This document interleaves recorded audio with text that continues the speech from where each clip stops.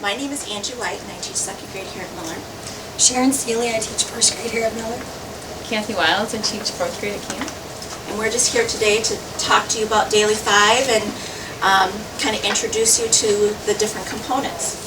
The Daily 5 is an evidence-based structure that envelopes all components of the balanced literacy. The Daily 5 provides framework to manage each literary piece in a user-friendly way.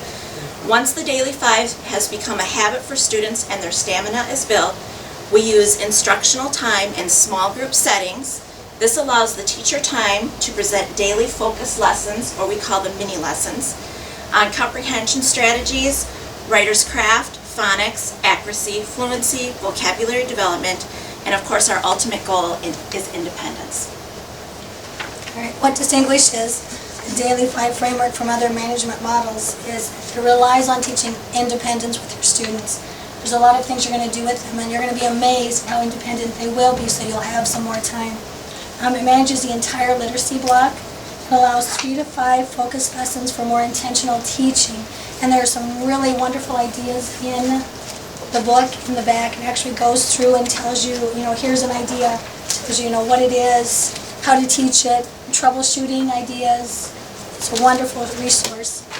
It provides students substantial time for reading and writing. My students read and write a whole lot more this year than ever. I've had more take AR tests this year than ever in the past. Incorporates a clearly defined instructional routine. It builds stamina to ensure longer periods of students successfully reading and writing, and there are high expectations for student behaviors. It teaches students to understand and monitor their own literacy goals. And the plan to implement Daily 5 is really to start the year taking the first 20 days of the school year to introduce the 5 components.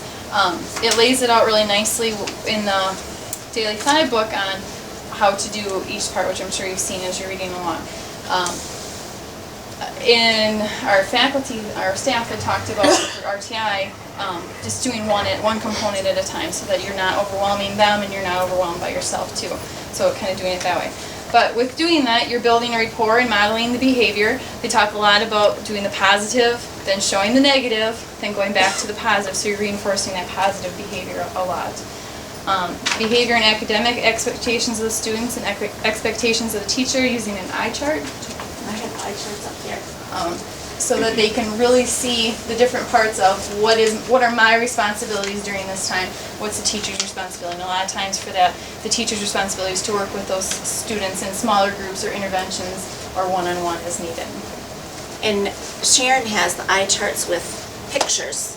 First grade, they're not, when they come to you, they're definitely not readers, and as the year goes on, they become slides. But mine, I can just touch these now, and they know by looking at the picture and reading the words what to do. We'll talk more about the rest of this. Okay. The other part is building stamina, which I'm sure you've probably seen, so that they're able to read for a longer period of time. You start out small and build on each day.